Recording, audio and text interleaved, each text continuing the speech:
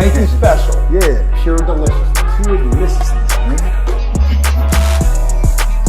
My name is Banky, man. Everybody calls me Banky. That's the name that I got from my grandmother when I was young.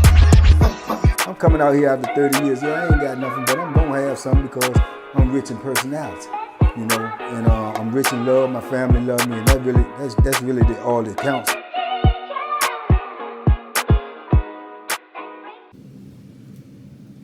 Shout out everybody out there on Team Banky Pound, man. Appreciate the love, appreciate the support, definitely appreciate the well wishes. And first thing I got to know is, did you miss me? Oh man, because I miss y'all, man. I do. I definitely did. And man, it was a rough bout, man. That strep throat. I couldn't make videos because I couldn't talk. I couldn't swallow. I couldn't do anything. It was very painful. Something that I definitely don't want to go through again. I definitely don't recommend it, man. So take care of yourself. Be careful of the air you're taking in and the things you're around. But with that being said, man, let's try to get back on track with these 33 years of prison stories, man. And I've had a lot of thinking, man. You know, when you laid up in the bed and stuff like that, you think about a lot of things. But it was a phone call that I got from one of my old cell partners that compelled me to speak on this topic right here. So shout out to my man Jerry, Jerry Jenkins, man, fighting for his liberation. My brother been down for 40 years, man, and the system is not playing fair. They just gave him another turn down. I do not understand it. I'm definitely in the fight with him and a lot of more of my brothers to try to get their liberation. Hopefully it'll come soon. But yeah, he inspired me to tell this story right here. And it just made me start thinking about, you know, reputations in prison, man. Your reputation in prison, man, will get you a lot of things, but it will also get you blamed for a lot of things that you don't deserve to blame for. And I've been a victim of that many times during my incarceration. You know, when I think back over it over the years and stuff, you know, altercations that I ended up being in or situations that I ended up being in that, you know, actually had nothing to do with me, but my name was brought up. You know, my name was put in it, you know. And I've told y'all, you know, minor incidents like that over the course of these 33 years of prison stories. You know, little incidents that could have turned out, you know, worse than they did end up turning out just because of word of mouth, just because of, you know, you getting blamed for something, or the he say, she say, or in prison as we say, he say. You know, people always talk in prison, man. They run their mouth like water out of a faucet, man. It's unbelievable. You know, people wouldn't believe how much gossip goes on in prison walls when there's actually nothing going on, you know. But they gossip, man. They gossip and they talk all day long because basically, really, we ain't got nothing else to do. You know, we have limited things to do, and that creates a lot of chatter, man, a lot of chatter. And most of the time, it be a bunch of BS, you know, a bunch of BS. But yeah, little incidents, man. I remember I had told y'all before. Let me think about one of the first times I can recall. This is one of the first ones I can really recall right here. I remember when I was on Augusta, right? This had to be like 89, you know, early, fresh, you know, a couple of years in. And I remember I had a little homie in there from the city, from DC. He didn't have that much time left, and his cellie had was, you know, him and his cellie weren't getting along. So my cellie had recently moved. So he asked to move in the cell with me, you know, till he go home, because he didn't want to get in no drama before he went home. So he was a cellie, man. I mean, he was a homie. He was young. You know, I was young. He was a little younger than me. So I was like, all right, come on. You know, you cool. You can move in there. And he ended up moving in the cell with me. Now I knew him, but I didn't know him well. I did it on the strength that he was a homie, you know. And once he got in there, I realized, you know what I'm saying, it may have been a mistake because he was just into a lot of things that I wasn't into. Number one was, you know, he liked to smoke that weed, and you know I don't smoke, you know, and I don't knock nobody who do smoke. That's your thing, do your thing. But in prison, you know, it's illegal. You can't have it. You know what I'm saying? And you know, you got to go out of your way to get it. You got to pay the what you call it, the gouging, price gouging for it. You know, they're gonna charge your arm and a leg for it. So in prison, you know, money is tough. Money is tight. So dudes got to hustle, scramble, lie, cheat, you know, rob, steal, do everything they can to try to get high in prison. And he fit that mold. He was in that. You know what I'm saying? And I ain't have time for that type of drama. Then on top of that, you ain't got that much time for you go home. So why is you putting yourself in these positions? You know, and being that you a homie, then and you in the cell with me, I'm gonna be a reflection on you, and you supposed to be a reflection on me. That type of thing. But I knew these type of rules and regulations, and I'm new in prison. I knew this already. So it seemed like he should have known, because even though he was younger than me, he actually was on his second bit. You know, he had been to juvie, been to this, been to that, been in prison one time for a couple of years, went home, and he, you know, this is his lifestyle for him. So I was trying to talk to him, trying to give him some game, trying to, you know, pull him up and let him know, man, you know, you got to tighten up, bro. You know what I'm saying? Because you basing everything you do around making sure you can get some weed every week so you can smoke, you know, and you putting yourself in harm's way because you getting money, you borrowing money, you robbing Peter to pay Paul, and you got dudes on your heels. But you know what I'm saying? He telling me that he go home in like 90 days, right? So I'm like, boom, you got 90 days? You know what I'm saying? Boom, boom, boom. You know, he ain't had that much time. You know, I said, 90, is it 90? He said, yeah, it's 90 days. Okay, I thought it was shorter than that, but now you say 90. I said, okay, that's what's up.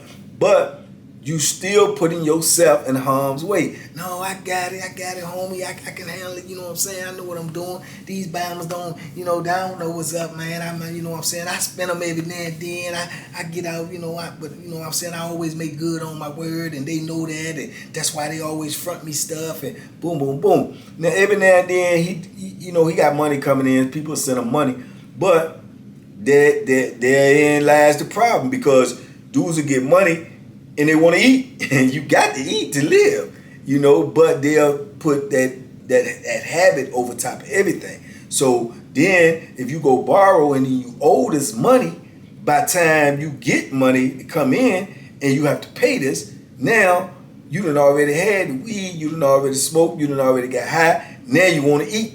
On store day, you want to eat. You want to buy food to eat, because you don't want to sit there watching other people eat at night and you ain't got nothing to eat. But you done smoke yours up. So now you want to give people half a payment. Now you want to pay this dude half of what you owe him, half of what you owe him. But dudes ain't accepting that. Dudes don't want half their money in prison. They want all their money. You know what I'm saying? Period. Or they want fight, or they want blood. You know what I'm saying? Period. You know, so he told me, don't let nobody know, you know, that he going home. You know what I'm saying? Because he don't be telling people, because, you know, people be trying to mess up your release date, this, that, and the third. And that is some truth to that. You know what I'm saying? It's definitely some truth to that. You know, because as I did time and as time went on, I have seen dudes, man, they get jealous when you go home. You know, and some dudes ain't going home. You know, that's just a fact. So they don't like it when dudes is walking around or bragging or talking, yeah, they get ready to go home and da-da-da-da. Because you got different type of cats in there. You got some type of cats they'll throw it in your face. You know, in an argument, I've seen it happen. Dudes will get to arguing or whatnot, and dude will be like, yeah, all right, whatever, boom, boom, boom. Oh, you this or you that, yeah, well, you don't do nothing. You don't do nothing either. La, la, la. Yeah, well, I'm getting ready to go home. You know, you stuck in here for life. You know what I'm saying? Yeah, and man, that's a hard blow. You know, that's a hard blow. And I've seen dudes make that statement and regret that they made that statement, because a dude would turn around and say, okay, yeah, I'm in here for life, and you going home and you think it's funny.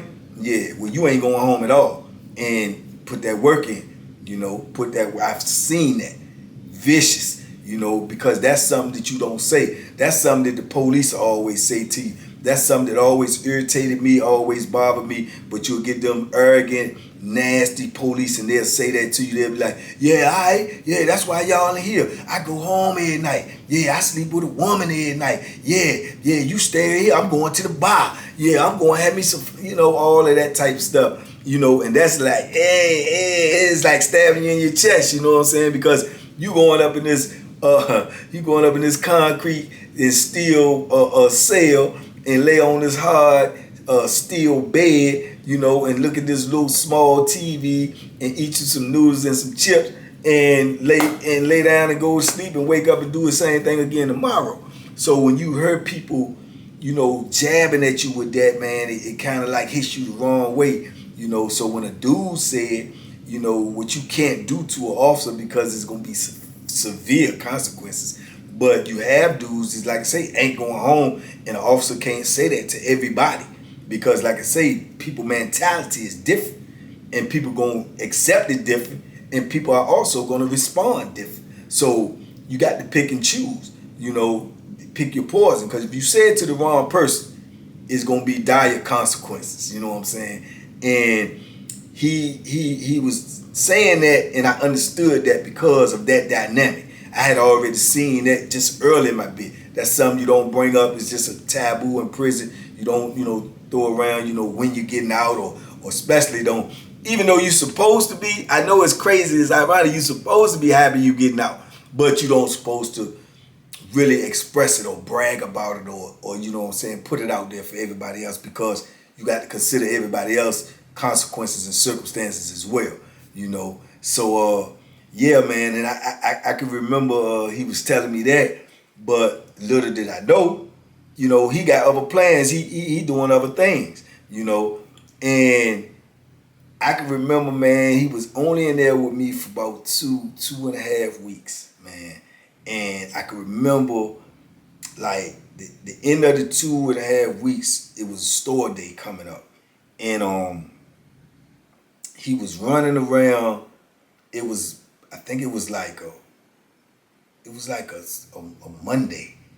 And we was going to the store. And on Augusta back in the day, we actually, matter of fact, this is probably the only prison that I was on that actually did this, that I can remember now that I'm thinking about it.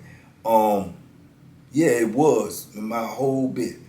We actually went to the store sometime on Augusta at nighttime. You know what I'm saying? Nighttime. They were called because, you know, that's just the way they ran things. Normally, and for the rest of my bit, everywhere else you went to the commissary, it was in the daytime. Always in the daytime, never at nighttime, but on Augusta, nighttime. But Augusta was different in a lot of ways, you know. Even back then on Augusta, you could go to commissary and order $300, $400, $500, $600, whatever you wanted to. They actually had the big laundry cots that they moved property in, that if you ordered that much commissary, they would give you a big cart where you could push all of this commissary back to your block.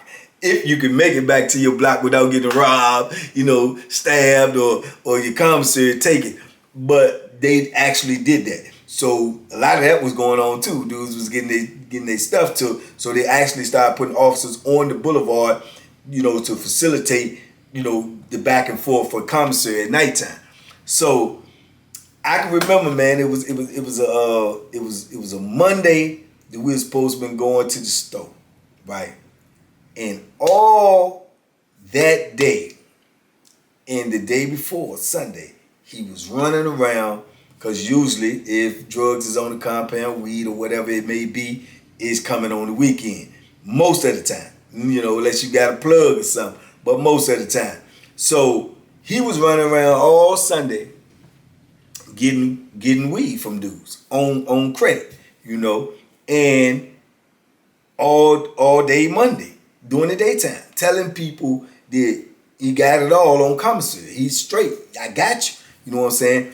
And being that he was such a pothead, you know what I'm saying, dudes know that he loved weed and he get weed in his store day, and dudes is always looking to capitalize and make money. Look, you sure you got that? Man, I got that tonight. Look, write out a list of what you want. When I go to the store tonight, I'm going to have all your stuff. Boom, boom, boom. I seen them doing this. You know what I'm saying? I seen them doing it. And I even remember one time at count time, I'm talking to him, and I'm like, man, you getting a lot of weed, man, getting a lot of that, man. You got that, man? Yeah, I'm straight, homie. I'm straight. I'm like, all right, you know what I'm saying? Because truth be told, then I was young, you know what I'm saying? I was in a different headspace, and be it he would have been right or wrong, if somebody would try to came at him, I would have helped him. You know what I'm saying? It ain't no doubt in my mind.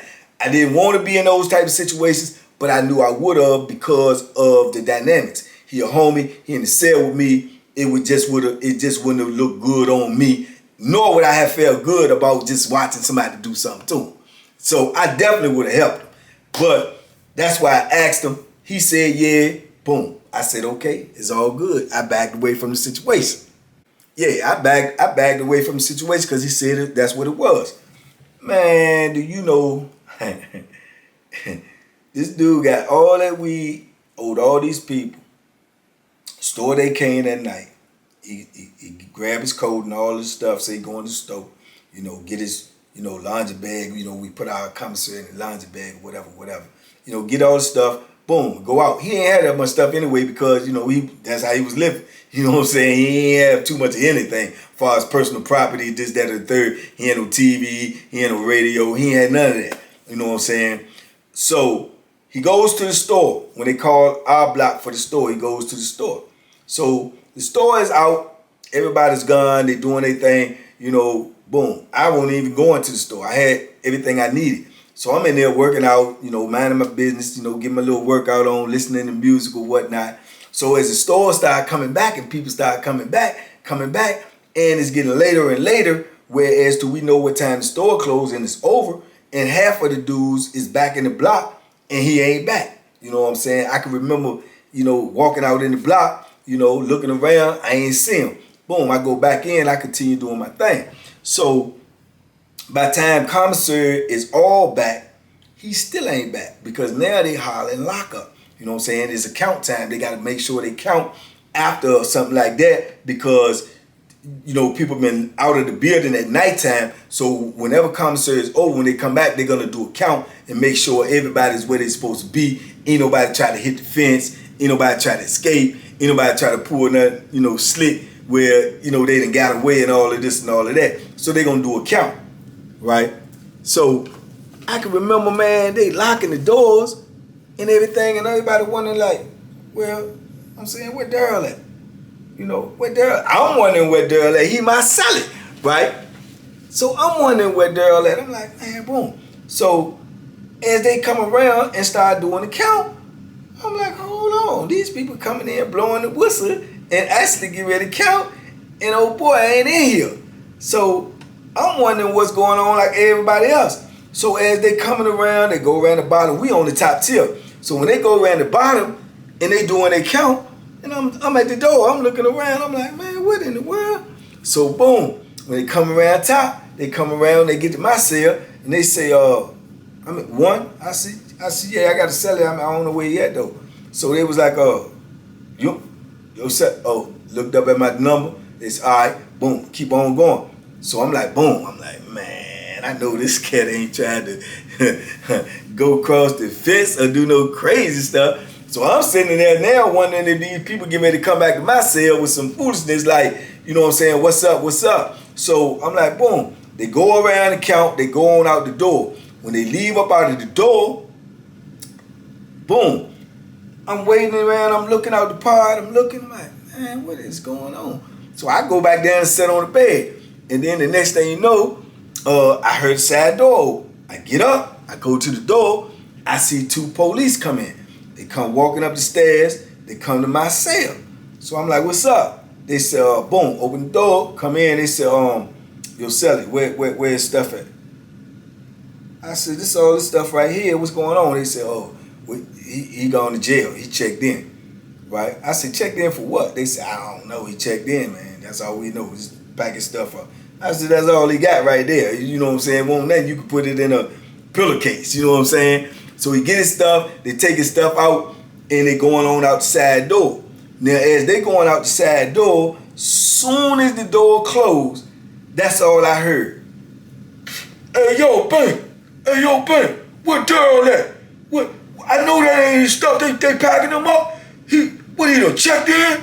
Man, that's some crazy stuff, man. Man, that's crazy. I'm like, look, bro, I don't know where he at. I don't know what's going on. Police say that he ain't in here. He in the jail. That's all I know. Little dude hot. Yo, man, that's crazy. That's effed up. Man, you knew he was gonna do that. Man, that's crazy. I'm like, man, ho, pump your brakes.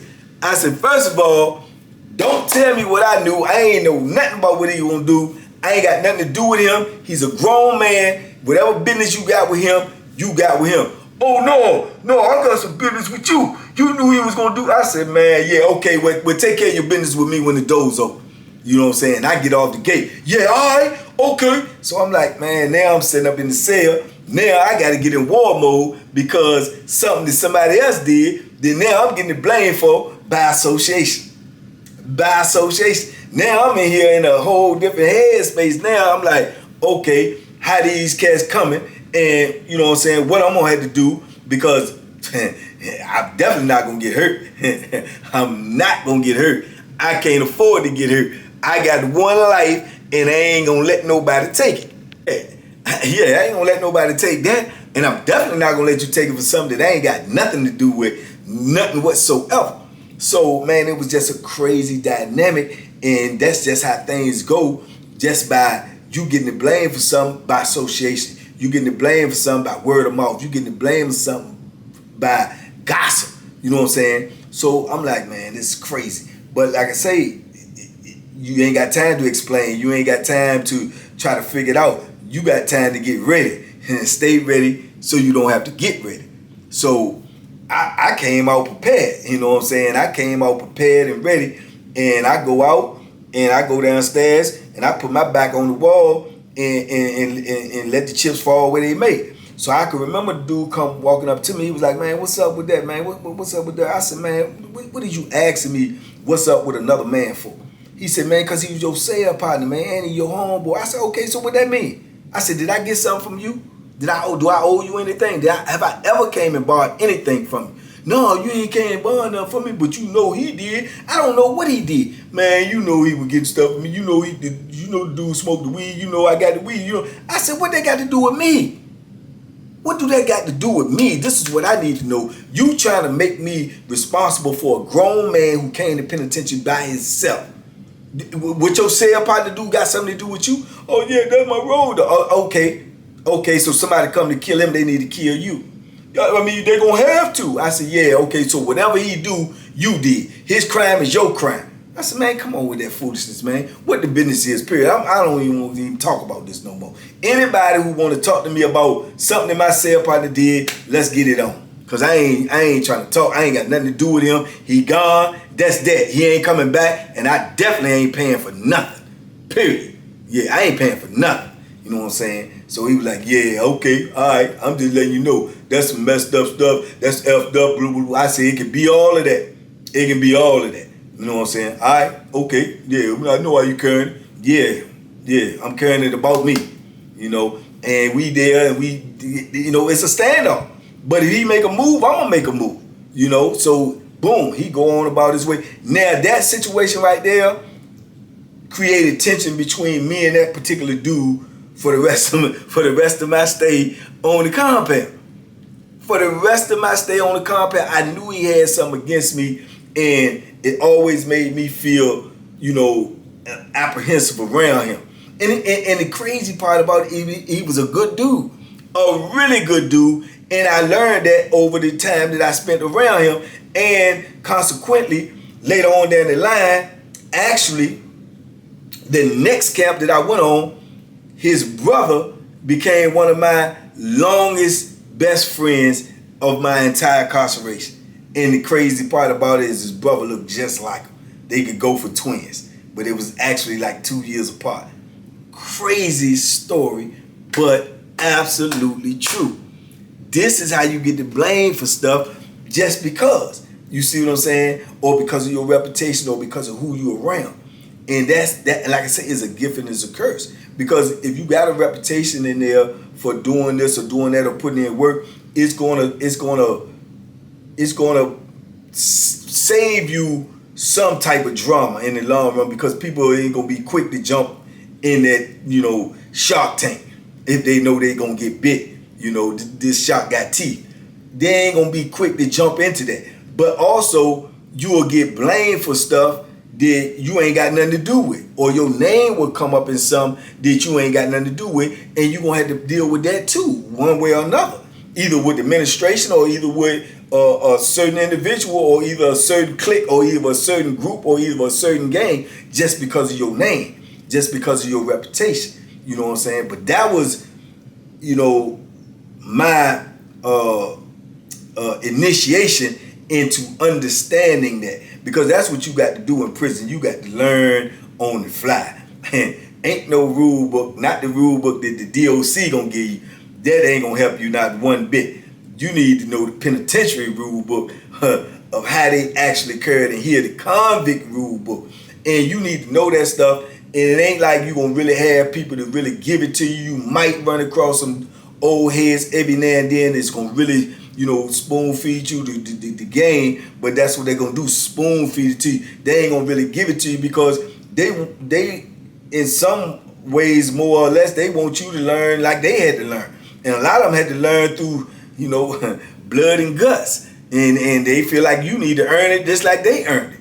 So when you get in there, you just looking for people to tell you how, man, people will watch you fall on your face, and they will watch you lay on a gurney and get carried up out of there, trying to learn something that they could have just opened their mouth and told you about.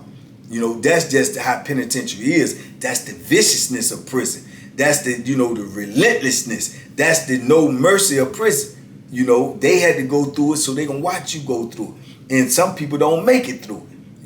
So I took in everything, man, and I remember those things, and it was repetitive over the years. You know what I'm saying? I've been in little altercations, I've been in little situations because of a reputation that I had already created by that time, or because of people perceiving me to be this or perceiving me to be that, or confusing your name with a name that sound like yours, or all of those type of situations. You know what I'm saying? All of those type of situations.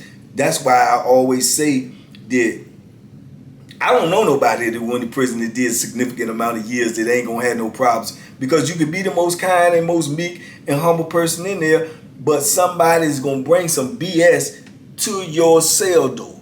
Guaranteed they gonna bring. And like I say, it just kept happening with me over the years. I remember I told y'all when I ended up on Greensville, and I was telling y'all about, the boxing thing, man, and how me and the dude JoJo, shout out to JoJo Rogers too, man, one of the best to ever put them things together, man. Shout out to him, and shout out to his daughter too, who reached out to me on social media. But yeah, man, he was the baddest dude on the compound with that boxing thing. And then when I got there, I had a reputation with the boxing thing, and we about the same size and everything. So people started talking about me and him fighting before me and this dude ever greeted each other, ever even spoke to each other, And it got back to him, and being that he was the, the big man on the compound, he pulled up on me real strong about, you know me, you know what I'm saying? I'm like, nah, you know what I'm saying? What, people talking about you saying you trying to see me in the ring, man, you trying to see me in the smoke and all this and all that. And I told y'all that story before, and I'm telling him, I don't know you, and that's people saying that because that's what they want to see, bro. I ain't never said nothing to you. Boom, boom, boom. Created tension between me and him. The rest of our bit. The rest of the time I was around him. And it didn't have to be that way because, again, he was a good dude. You know what I'm saying? A good dude. But just by people talking and putting your name and stuff, you end up in situations that is beyond your control. You see what I'm saying? And then you can't never get to the source of who said it, because you always say, well, who said it? And then dudes don't want to tell you because they feel like that's snitching. But then my question is, what is it when somebody come tell you something about another person, if that's not snitching? If it's true or not, it's still snitching because they telling you something. See what I'm saying? But then you don't want to repeat who said it because you say it's snitching. Man, it's crazy cycle, man. It's insanity is what you actually dealing with when you in there. It's pure insanity. That's what you're dealing with. Craziness upon craziness. You know what I'm saying? But what's even more crazy is you're going to have to deal with it. Whether you want to or not, you're going to have to deal with it because it's going to be in your face and it ain't going nowhere. And if you don't deal with it, guess what? Yeah, you got it. It's going to deal with you. You see what I'm saying? It's going to deal with you, you know. But, man, like I say, those are just incidents that just pops up in my head, man. And I just be thinking about it now and reflecting on those things, man, which led me to, which made me wanted to do this video. Because my man, Jerry Jenkins, which was my next to last cell partner before I made parole. Y'all know my last cell partner was Mr. Coffee Keith himself, you know what I'm saying? But he came out to Jerry because if y'all remember, I told y'all Jerry ended up going to jail for making that good old Jerry wine, you know what I'm saying? And when he got out of jail, they put him in another spot. But that was my man. That was my dude. He's a good brother, man. Jerry is 60 years old right now. 60 or 61, man. Been in prison since he was 20 years old, man. 19, 20 years old. Crazy. Good dude, man. Good brother. Fight for his liberation and everything, man. And he be calling me and we be chopping it up and everything. And I be trying to keep him encouraged, man, and motivated. You know, as I know he would have did for me if his shoe would have been on the other foot. But, man, he called me the other day and he was just talking to me and he was telling me that he got turned down, which turned the whole conversation into a sad conversation. But then he said, yo, do you remember this dude that was in the block with us named King? I said, King. He said, you know the dude, man, the dude, old boy, you know, to get the little drugs and everything out of New York, thought he was cool, and then such. I said, oh, yeah, I remember him. And he was like, yeah, man, he up here with me. He said, I walked up on the table the other day, and he was over there talking to some dudes, and I heard your name, so I got a little closer, and I walked over there to the conversation, and he over there telling the dude, say, yeah, Banky, man, I know him. Yeah, you know, we was on out of the way together. We was in the pod together. Yeah, he felt threatened by me, man, because I came in the block, man. You know, he had a store box. He had a big old store box. So I came in the block, you know, and I automatically had the biggest store box in the block. And he was threatened by that, man. He sent a young boy at me, man. He sent a young dude at me to get me out the block, man. Ran me out the block, man. Young dude ran down on me. I say, what? He said, yeah, man. He sent a young dude at me, man, to get me out there, man. He was threatened by me. Jerry said, ho, man.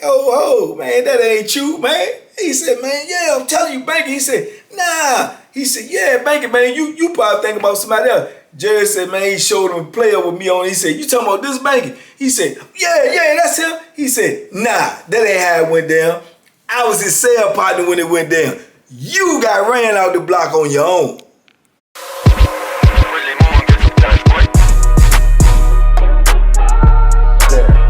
The Banky special. Yeah. Pure deliciousness. Pure deliciousness, man. My name is Banky, man. Everybody calls me Banky. That's the name that I got from my grandmother when I was young. I'm coming out here after 30 years. Yeah, I ain't got nothing, but I'm gonna have something because I'm rich in personality, you know, and I'm rich in love. My family love me, and that's really all that counts.